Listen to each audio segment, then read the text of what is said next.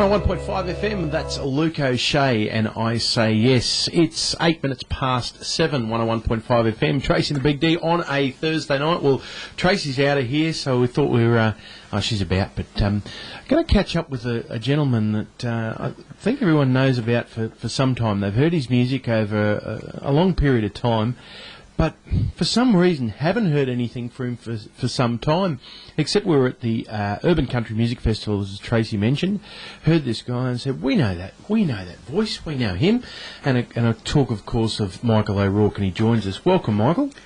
Big G, how are you, mate? Mate, very well, very well. Now, of course, playing Luke O'Shea, an old mate of yours. Yes. Done a bit of work with Luke over the years? Well, we've shared a couple of stages throughout the period of time, and it's terrific. He's a fantastic talent, one of the countless talented Australians that we got, singer-songwriters. It's great to see the accolades of the golden guitar coming. Oh, fantastic. Absolutely brilliant. And I went and saw him and that other hacker, what's his name? Michael Bryce. And the woman with the world's worst voice, Lynn Botel. Yeah. Can that girl sing? Like, amazing. You just want to give up. Yeah. You know, because she's just unbelievable, and she's got a beautiful soul. And I saw them up at Umunda. They did a songwriters' night. And just fantastic. And it was just, I was in awe with all three of them. So, and it was the last show of their tour. So they had all their little,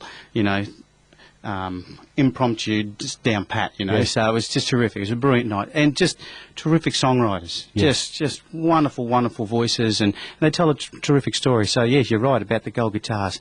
Lovely to see different people getting them, but we're not going to go there. It's fair to say most people around here would say, well, Michael O'Rourke, we heard him on radio, we heard his music and so forth, and then he disappeared. Tell us a bit what you've been doing for the last few years. Well, I've been married and got 2 kids, and bills to pay. And so my kids and I and my wife, we went over to Abu Dhabi and toured over there for a couple of years. That was over in the desert. We arrived, I remember it, I'll never forget it, we arrived about 1:30 in the morning, walked outside, and it was still 38 degrees. So we thought, this is going to be hot. Yeah, and the hottest I got, I recorded outside my classroom one day, in the shade, it was 62. 62 degrees. 62. Celsius. Yeah, it was ridiculous. But that what was more ridiculous about that was the boys I was teaching. They ran outside in their big long kandoras, because they're Arab children, and started playing soccer on the pavers in bare feet. Just, as if it was the kids going here out to play soccer here on the grass. It was just ridiculous. So, it was an interesting experience. We had a great time. And so how long were you there for? We were there for 16 months. So about 15 months, 29 days too long as far as I was concerned. Right. I was teaching Arab boys who didn't speak English and had no respect for each other or me. Right. And it was a nightmare. And it's a different culture. Yep. So, but we learned about that, and it was great for my children who were 12 and 10 at the time to go over and live in a different, certainly in a Muslim country, and with the morning prayer bell ringing at 4:30 a.m. and all that sort of stuff, and it was just terrific. But we also got to spend time in Sri Lanka, and we got to spend a week there, and we spent 7 weeks travelling through Europe, and so those are experiences that as a family we will never forget, because we took about 5,000 photos. Yeah. The beauty of modern technology, you don't have to actually go and process them. It was great. So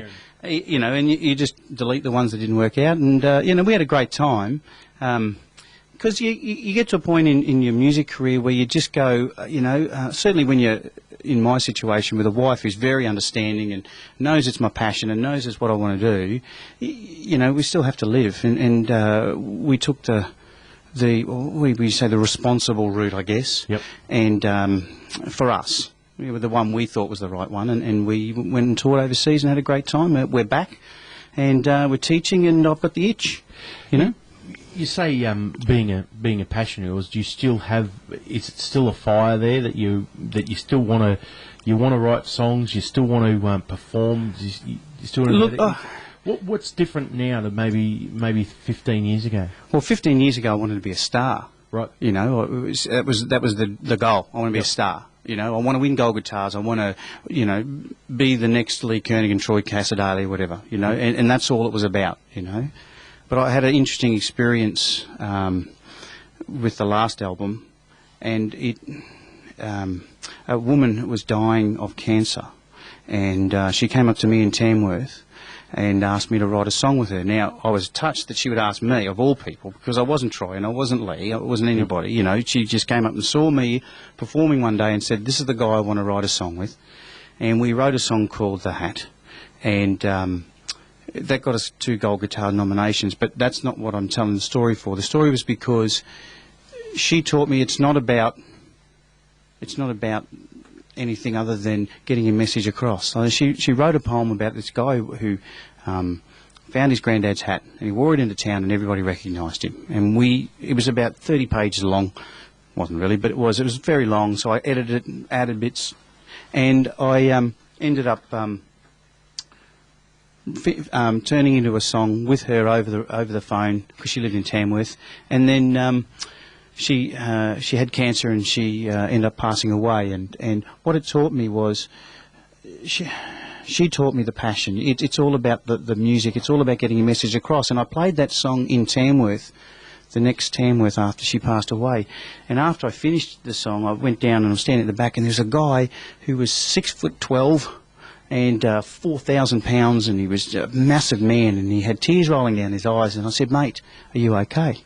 And the song's about this kid who found his granddad's hat, and he said, oh yeah, mate, that song about the hat, I'm wearing my granddad's hat. He passed away last week, thanks, you know. And in that was the joy. You know, he gave me a hug. This mountain of a man gave me a hug, swallowed me basically, and then said thanks, and off he went.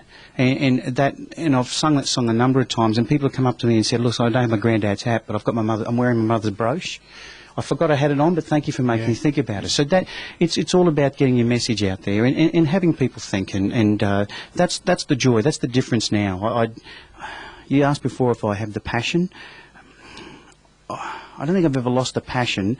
I get cranky for wrong reasons. Different goals in that sort of thing. Yeah, absolutely. I saw the same thing with people that I was surrounded, was listening to that song, and it's very touching. And I think any time that you can move people with your song, it's a special time. Oh, and that's the joy, and that's the focus now. You know, I don't gig as often as I should. I write. I'm still writing. I've written another album. I've just got to find the money to record it, but that will come when the time's right. It'll come. And that's the way I live life now. I'm just taking it a day at a time. I don't have big ambitions of becoming the world's biggest superstar. That's for a young man now. You know, I'm heading towards 50, and I'm starting to feel it. And you know, but that's fine. That's life. You know, we all do it, and I'm just enjoying the process now, as opposed to in doing it for the sake of doing it. You know, like I've got to get it done. I've got to get it done. I get it done when it's time, and when it's time, it'll come. And I am much more relaxed with the whole process. We're speaking with Michael O'Rourke. We're having a bit of a chat about his long and extensive career and what's still going. And probably, I think it's fair to say, a rekindling of what's happening in your career. Yeah, you're going to play a song for us. Oh, all right then. All right. Seeing though you brought your guitar in. Is that what this is? Oh, right, yeah. Going to play a song for you, so we'll. I am. Get a couple of live songs. We'll play something off off one of the albums as well, and don't forget, Nick Irby in at 8 o'clock tonight, and then after Nick Irby at around about 9:45, we're going to feature one of Michael's albums, track to track, back to back, track to track, and an opportunity. So if you hear this now and you say, gee, I like what I hear, and you want to find out, and maybe you haven't heard all of the songs, and I think that's probably what my favourite part of doing this segment we do every Thursday night of back to back, track to track, is people get to hear the entire album and get to hear songs that maybe were never singles or never featured on radio or never even featured at gigs or so forth, and they find them, and I always reckon there's a piece of gold stuck in there. What are you going to sing for us first? Well, this is a song, actually you said Nick Irby's up next. I remember Nick. I'm actually sorry, folks, but I'm going to digress here for a second. I'm wearing a very proud shirt here. Queenslander. It was terrific last night. Wonderful to see us getting back, and that's one of the first conversations I ever had with Nick. Nick's a very passionate New South Wales supporter, and so if you're out there listening, Nick, One all, mate, we're coming to get you. We're coming to get you, all right. Absolutely. But this song is a song I wrote with some friends of mine down on the Gold Coast. It was in 2009. We had one of the big bushfires, and some of the stories that came out of that, of bravery and people trying to help other people and the good old Aussie spirit, started a conversation about all the people who do wonderful things out there and give up their time. And this song is a song dedicated to all the volunteers out there. I've actually done part of this song. I marked out my kids' soccer field. You know, I've been president of PNC and all that sort of stuff. And I think they don't get enough recognition. They are the backbone of this country. You know, my wife did some research, and you know, there's something like, I'm sorry if I got the figures wrong, but it's something like 6 million Australians volunteer their time each year, and it's ridiculous how you know, you go to a sporting event. Most of the people there are volunteers, and you know, the tuck shop at school. So this is a community radio station, just like this one. Yes, absolutely. You're not featured in the track, but but you get the idea. You know, it's all about it's called the Aussie Volunteer. This is Michael O'Rourke, 101.5 FM.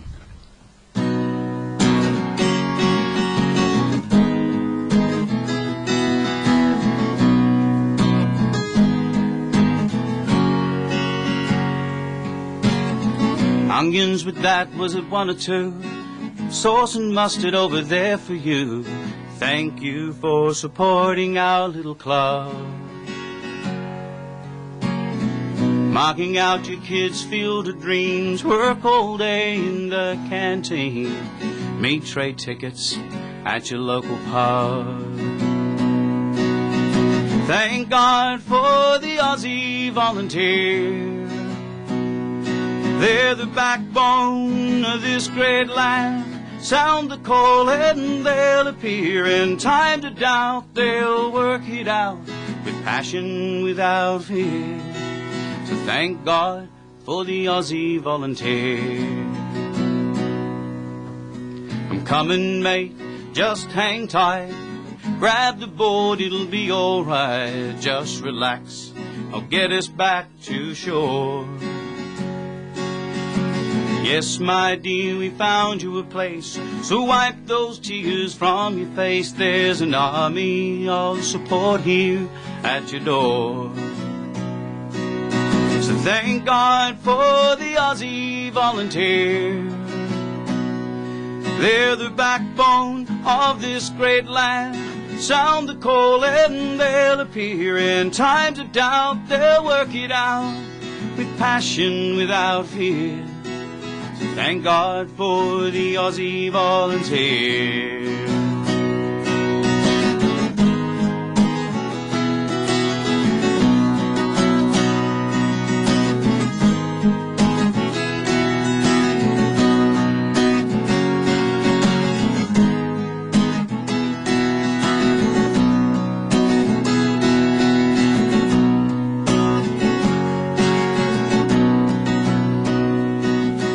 The whole town's gone, but they'll fight around the clock, day and night. They'll risk their lives to save a stranger's son. Through flooding rain, fire, or drought, they'll be there, have no doubt, with their mates until the battle's won. So thank God for the Aussie Volunteer. They're the backbone of this great land. Sound the call and they'll appear. In times of doubt, they'll work it out with passion, without fear. So thank God for the Aussie Volunteer. Oh, thank God for the Aussie Volunteer. They're the backbone of this great land. Sound the call and they'll appear. In times of doubt, they'll work it out with passion, without fear. Thank God for the Aussie Volunteer. Charge your glass for the Aussie Volunteer.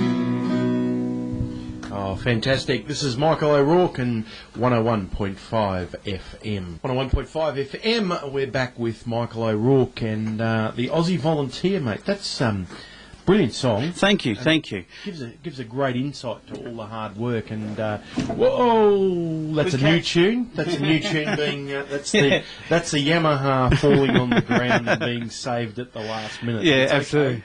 It's okay, Mrs. O'Rourke. You don't have to fork out for a new one. Fork out for a new one. It's all right. Yeah, no, look, it was great. It was, and I forgot to mention his name, so I have to because I get in trouble if I don't mention Ian Muir's name and his beautiful wife Glenys. Oh yes. I was. Ian ran a motel in Brisbane. He did for a long time. He's also a country music singer, and he tours with Chad Great Morgan. Head of hair too, Ian. Yeah. Well, you said it, not me.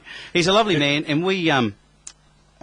I used to work at the Outback Spectacular on the Gold Coast, and he lived up the road from it. So I used to crash with him on the weekends and do the show down there. Which the irony of that show is, I hate horses. Right. And it's the Outback Spectacular, and I spent country music and brilliant. It's a brilliant show, and anyone who gets an opportunity to go, it's fantastic. I loved it. I loved every minute of being there. But yeah, the horses I just didn't get on.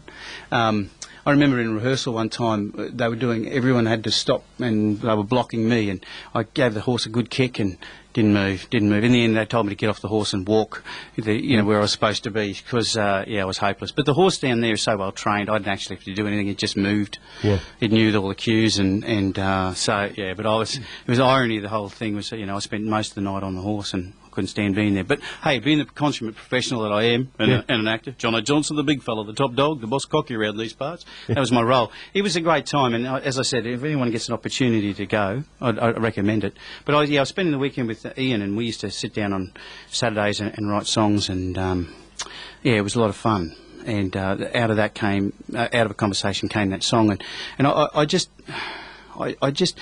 my father got an OMA or something for Order of Australia for his volunteering. He was 97 when he died, and at 88 he was still walking the streets of Red Hill and Paddington in Brisbane, door knocking for the handicapped children.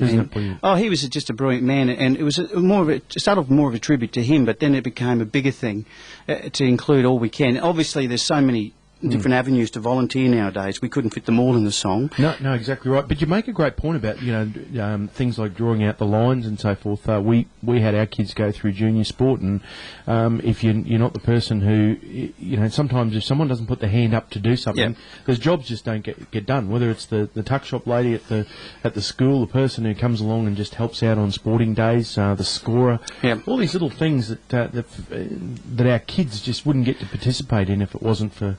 Absolutely, and I vividly remember as about 11-year-old turning up to my football field. It was actually where the Broncos, their home base now, I used to play there as a kid many years ago. West Old Boys, yeah, absolutely. Well, I vividly remember, I can still see it as I'm talking now, a guy putting the pad around the post. Yep. And I always thought that they just stayed there. Yeah.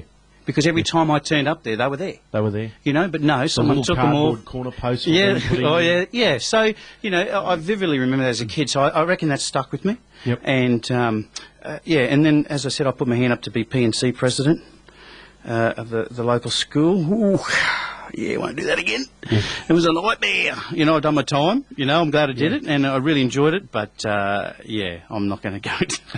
I've been on a handful of committees, and Tracy has now said if I go on another committee, it's divorce. Yeah. Well, look. That's it. No more committees for you. Look, and most of the people, they're good-hearted, but some of their energy is misguided. Yeah. And, I got myself in a bit of strife with some of the ladies about the tuck shop, but we're not going to go there. It's a holiday. We're here for a positive story. We're gonna hear that when the song comes out. the battle with the tuck shop. The battle of the Montville tuck shop.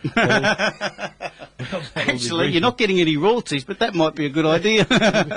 That'll be an absolute cracker. You'll come out and you'll come Absolutely. up with the story behind it. And I reckon, and it'll be one of those songs that you can take from any tuck shop. There's always someone had the battle with the tuck shop convener. Who? Listen, we're getting ourselves into so much trouble here. We're going to stop the conversation now. I've got nothing to do with PNCs. My kids are all grown up, so I've got nothing to do with those. My kids are grown up too fast. Yeah, thank you. Appreciate that. No, my kids are growing up too fast. I want to take a step back to urban country this year, and how the getting the gig at Songwriters how that all came about for you. Obviously, it'd been a while between drinks as far as being locally performing here. How did that all happen? I just look. You know what? I've also, and I don't quite know how to say this, but I don't because haven't had the success that I saw me, you know, being the big star and stuff like that. I forgot that there are a lot of people out there who enjoy what I do, and so fortunately for me, one of the people who enjoys what I do was the lady choosing the artist for the show, Denise Torrenbeck. So I gave Denise a call, and she was happy to put me on. And it was a big risk for her because I hadn't played in a long time, and I'd told her that. And I really appreciate the opportunity because I tell you what, I was nervous. Oh man, I was nervous. I was just my hands were sweaty. And find that really difficult to believe. Oh look, you know, I felt like a duck on a pond. You know, on the surface I looked pretty good, but those feet were paddling, man, I was breathing between songs. I was trying to get the air in. It was just Look, it's because I hadn't done it in a while. And, you know, it's a difficult thing to put your heart out there and your songs out there, especially because the songs I was playing was the Aussie Volunteer and songs that people hadn't heard before.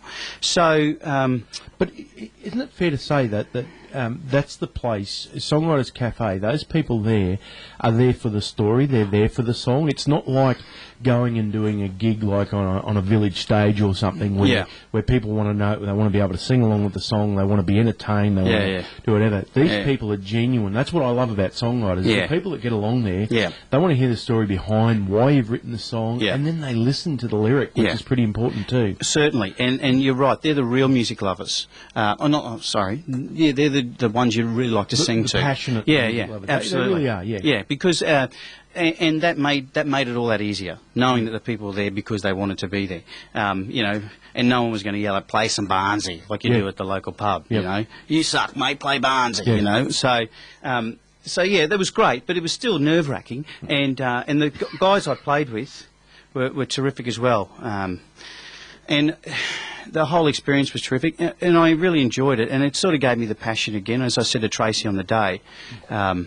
It was a real eye opener. That as I said, there was some people out there who did really enjoy what I did, and they came along specifically to see me, and that was a real pat on the back and a real, you know, humbling experience. And hopefully I get the opportunity to do it again. It's actually I actually came here first. I didn't realise that it had moved over there. Right.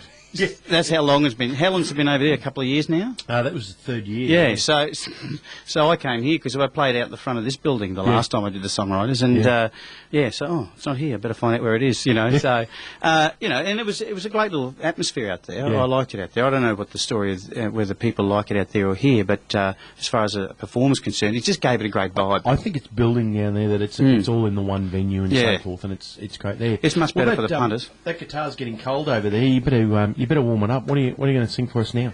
Well, I get into trouble if I don't sing a song for my lovely wife. Okay. We've been together now for many years, and this song is a song called "Just the Way I Am," or something like that.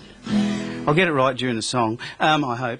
And it came about of one morning we were in our walk-in robe, and she was about to say something incredibly silly like she does all the time. We call them DMM, dumb mum moments. Right. And she didn't have to say it. She knew I knew what she was going to say, and so we just giggled anyway. We just thought it was funny. And she said to me, "Oh, I love that you love me just the way I am." And that afternoon I went down and wrote this, and it talks about our time together for 20 years, and I hope people like it. This is Michael O'Rourke, 101.5 FM.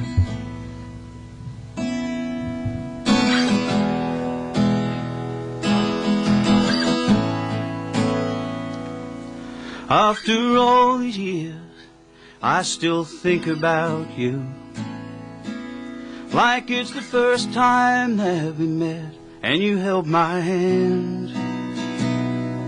After all these years, everything about you still makes all of me want to be a better man. I just love the way you love the way I love you. And I love that you love the way I still care.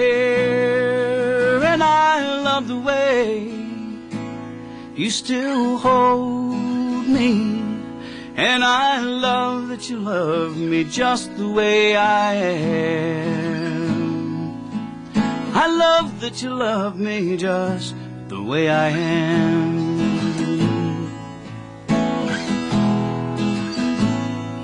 After all this time, there are no surprises. You know all there is to know, and so much more. After all this time, my temperature still rises every time you come walking through my door. I just love the way you love the way I love you. And I love that you love the way I still care. And I love the way you still hold me. And I love that you love me just the way I am. I love that you love me just the way I am.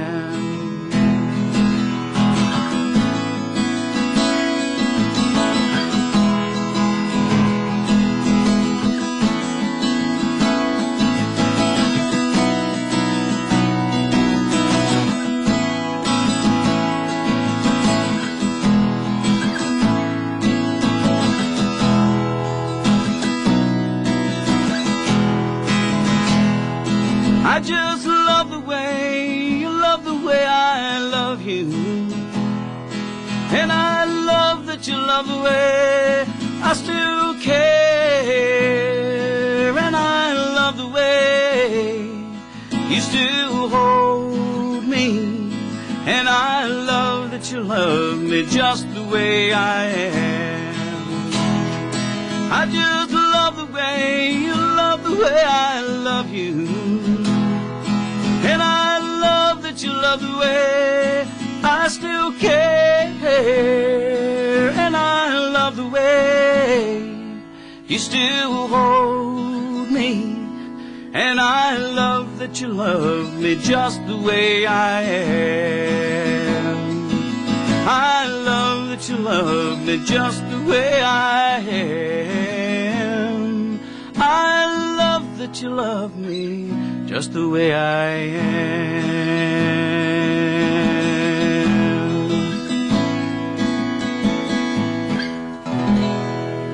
101.5 FM. We're being joined by Michael O'Rourke tonight, and he's done a couple of great songs for you so far. And mate, I love the way that you genuine songwriters can turn around and say, "Yeah, I got this inspiration, so I sat down and I wrote this song." I just love the way that works, you know. And that doesn't happen for me all that often. The second verse in that wrote itself. I literally wrote it as I went, and I got to the end of that and went, yeah, that's what I want to say. Yep. And that's when you know it's right. Yep. Whether anybody else likes it, I don't really particularly care because I wrote it for my wife. Yeah. And it's one song that she actually said she liked, not like some of the others where actually I remember one song she actually said, I hate it. No, it's not your best or anything like that. No, I hate it. I hate it. The word hate came from her mouth. Wow. I hope it makes me $1 million because she's getting nothing. Yeah, I'm going to spend because she hates it. She doesn't deserve to get any money out of that song. Is that right? Yeah. So I'm going to go and buy a boat. I don't want to buy a boat. I'm going to waste $1 million so she gets nothing. Good. That's what I like. I like spite. Yeah, you've got to have it in your relationship. That's how we survived for 20 years. No, obviously your wife's a very important part of the relationship in what goes on as far as being able to do what you do and so forth. What sort of music does she like? Not mine. Right. She's not. And there's nothing wrong with that. I mean, she's a good sounding board. She knows what she likes, what she doesn't. My wife doesn't like my singing either. Yeah. So. I haven't heard you singing, so I can't make comment. But look, she loves Pink. you know, and that sort of stuff. She's not a big music. She's a librarian, so a teacher librarian. Explains a lot, doesn't it? Well, it does. It does. She's very quiet and reserved. But it's the kids now. Like, what are they listening to? Yeah. Like my son, he just comes out of his bedroom screaming at the top of his head, words that mean nothing. And it's just, this is great, Dad, you heard this one? No, and I don't want to, you know, and neither do the neighbours, so turn it down. But look... But every generation has that, don't they? And with that, my parents probably said the same about me. Twisted Sister in the 80s, before that... my mate had a band called Simon Snot and the Grotheads. That'll give you an idea what his music was about. Lovely. And, you know, the Violent Femmes and all those guys, the Church. But, you know, like we also had real songwriters like Paul Kelly. The Church were terrific. But we had Paul Kelly and Crowded House and Neil Finn and those guys. And, you know, like guys who could write a tune and sell it, you know. You mentioned now some of the great, even punk rock bands like Green Day and so forth. When you strip away a lot of the hype of the other music and you listen to the tune behind it, there's some seriously good songs being written. Absolutely. Something like the Church, Unguarded Moment. One of the great Australian songs of all time. Yeah. And sometimes it doesn't, all that frilly bit there, and I call it the frilly bit or the grunge or whatever's thrown in there, is there to get the hook for the kids. Yeah. But if you hear someone like Billy Joe Armstrong sit down from Green Day and do an acoustic version of something like Time of Your Life, Good Riddance or so forth, and you hear these great songs that are no different to what great songwriters, Paul Kelly, as you mentioned, sit down and do it, Neil and Tim Finn. At the end of the day, there's two types of music, isn't there? There's good and there's bad. Yeah, and look, you know, I said something the other day that shocked my son. Eminem came on the radio, and I said, oh, yeah, this is not a bad song. He said, what, you know Eminem? Yeah, I know him. Not that I listen to his music, but you've got to admire the talent of the man. Exactly. You know, right. even I can't stand heavy rock metal, but you admire the passion and that's their form of expression, and you can't. There's nothing wrong in expressing yourself whichever way you feel necessary. When Eminem Slim Shady was around at the time, you know, 10 or 12 years ago when he was fairly big, I thought I'd play a bit of a joke on my kids, and they knew that I had a country music background, and I said, well, I figure this Slim Shady must be all right because I like Slim Dusty, so I'm going to go along and buy some tickets to go and see Slim Shady, and they thought Dad didn't know what he was talking about, but it was okay. No, that's terrific. And look, yeah, and the kids, you know, like I love it when a modern band does a cover.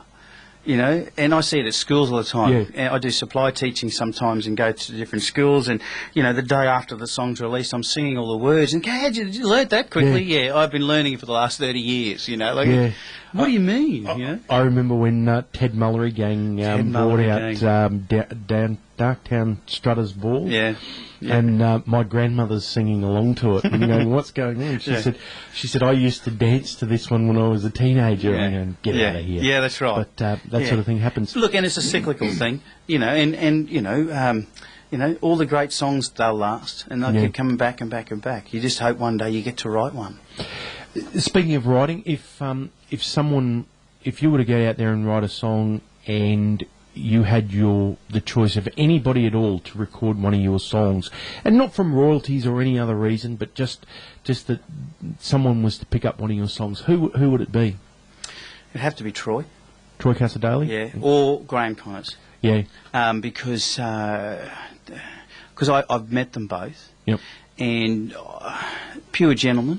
And they both write great songs. And they both write brilliant songs, and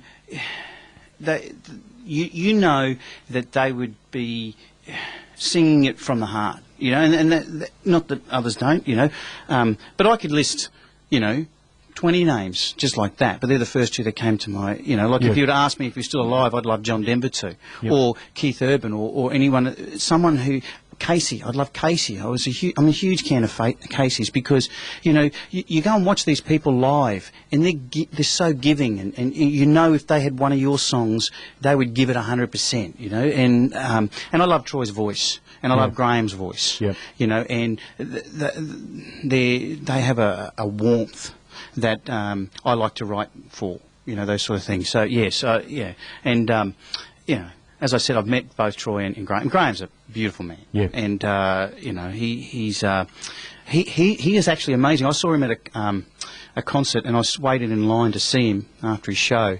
And I heard him talk to about 5 people in front of me, and he knew them all. Yeah. From the last time he was in town. And he said, "Oh, your daughter, she was going to uni, wasn't she? How did she go?"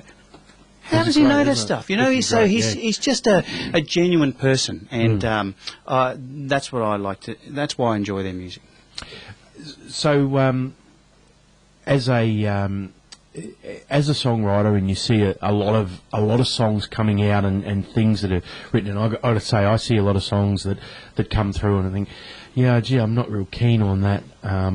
It doesn't sort of have anything. It might have a hook that gets it played on a film clip or something at all. Is there a bit too much factory songwriting happening to fill the void? I think it has become very generic. A bit Brill factory. Yeah, look, Brill building. And I'm not. See, I could get very political here, and I'm not a very political sort of person. But, you know, I feel a lot of the albums that are getting released nowadays are all the same, because a lot of them now are going to America to record it, you know. I think we've got to have a good blend of that sort of stuff. And music is, I think a lot of stuff is overproduced. So I've talked to my producer about what's coming up. We loved what we did with that second album, but we're going to cut it right back. We're actually going to record the album live. Yep. And do some overdubs for my singing. And you know, because we want it to be just a reflection of what people would come and see if they came and saw us live, and that's the secret to me. Like my son is he's got his first part-time job.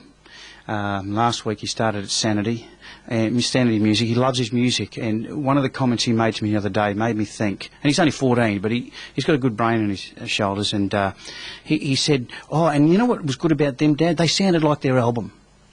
You know, so kids aren't stupid, people aren't stupid. They want to be able to turn up and they want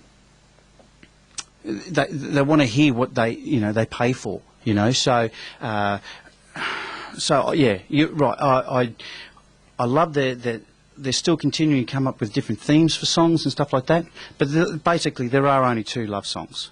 Yep. You're falling in love or you're falling out. Yeah. You know, it's just the way you interpret that. You know, and you know, music will be ever evolving, and let's hope it does. We have a lot of listeners tune in on right around southeast Queensland and beyond. We have a few from Texas tuning in on the web. Oh, right. A lot of local musicians over there.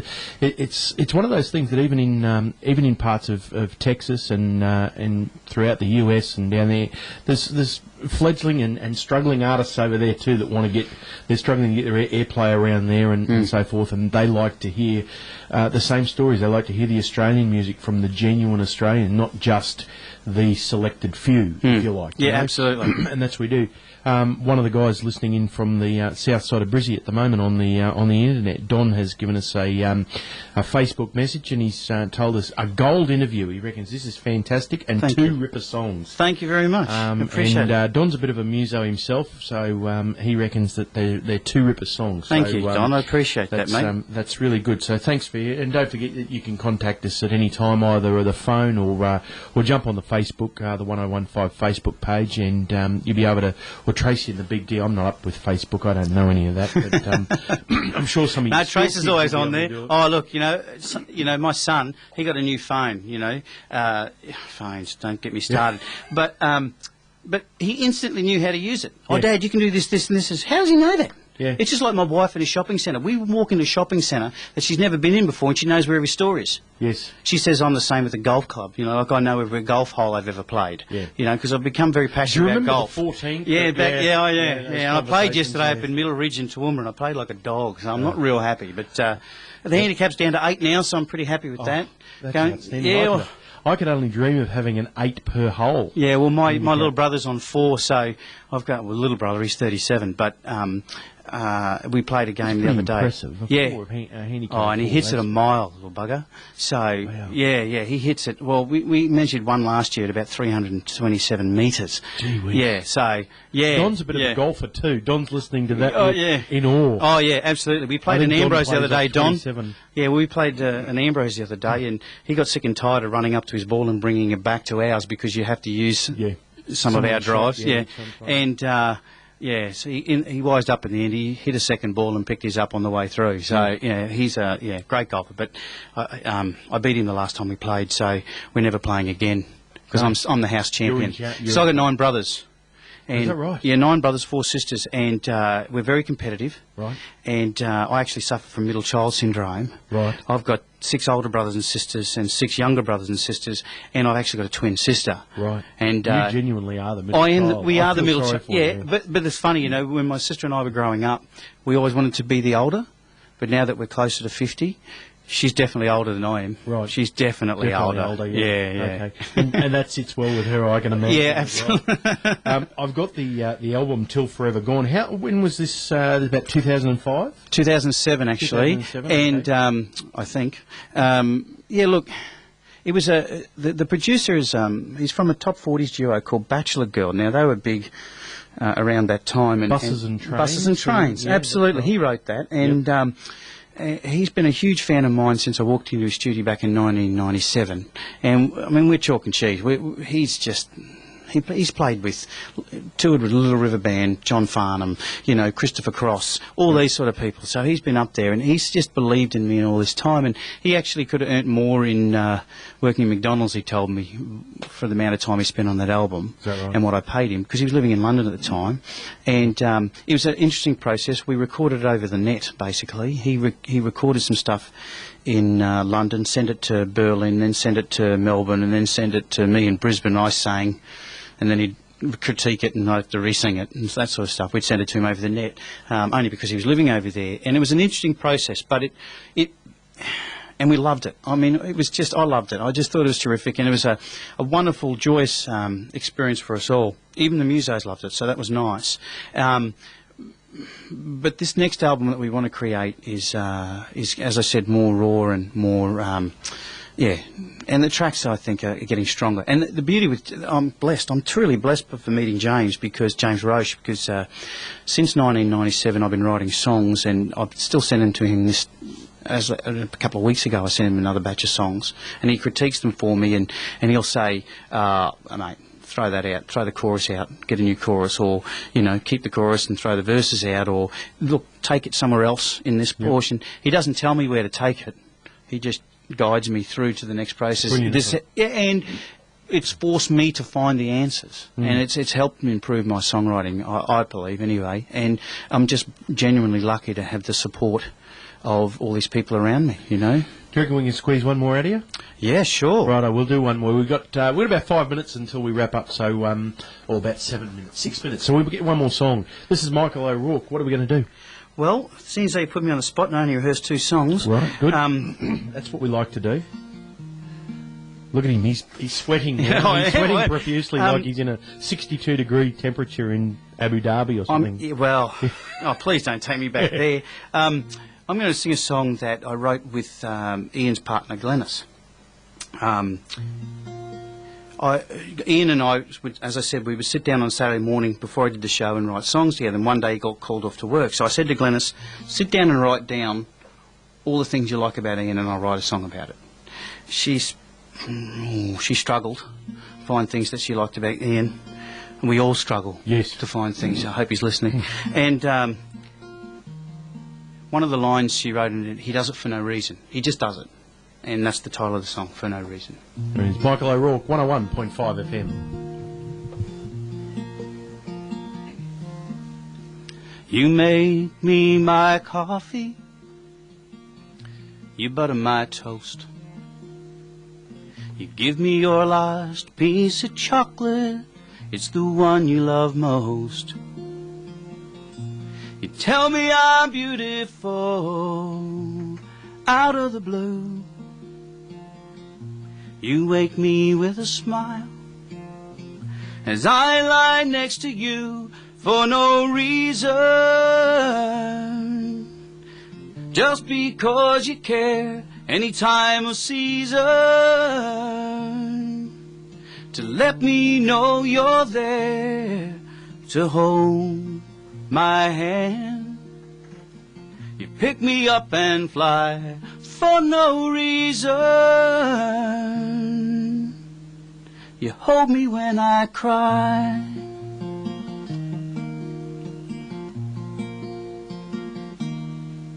You laugh with me, you let me be sad.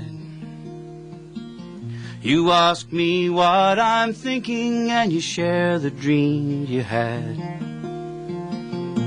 And you get up with me in the middle of the night.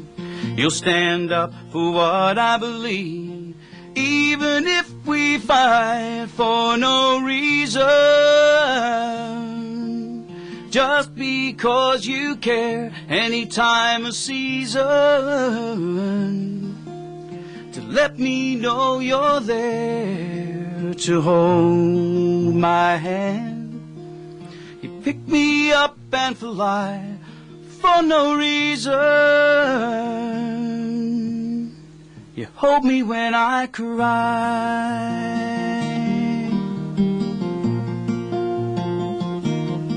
for no reason, just because you care, any time or season, to let me know you're there, to hold my hand. You pick me up and fly for no reason. You hold me when I cry for no reason, for no reason. Oh, that's absolutely beautiful, Michael O'Rourke. Thank you. And thank you to reason. Glenys. Thank you to Glenys. Thank you, Glenys. That's lovely to come up with that. The last piece of chocolate. Yes. Gee whiz, he is a champion. Oh isn't he? yeah. Well, yeah. Actually, I wrote that line, but that's all right. He He probably would give up the last. He would. He's a terrific bloke, and we've got a. Ian and I met in a talent quest in back of Melbourne somewhere years ago, and he sang a song called Daniel, and man, I think there wasn't a dry eye in the house. It was just outstanding. So I said to him, look, I don't mind losing if you win it, and he said the same to me. It was just that instant mutual respect. And there's another guy, Andrew McCaig, who used to be on TV. He sang some great original songs, and we lost to a guy called Rocco, who sang Rudolph the Red-Necked Reindeer. Right. So it was a songwriting competition. So, but the beauty of that whole thing was I mate for life. And we've known each other for 20 years now, and oh my God, that long. And we just love each other's company. So, and we write some good stuff together, and that's what life's about, isn't it? We had the first opportunity of meeting Ian about 10 or 12 years ago, and his involvement in the festival circuit. And Tracy and I are very passionate, supporting the young kids. Tracy and I do a bit of judging on the junior festival circuit as well.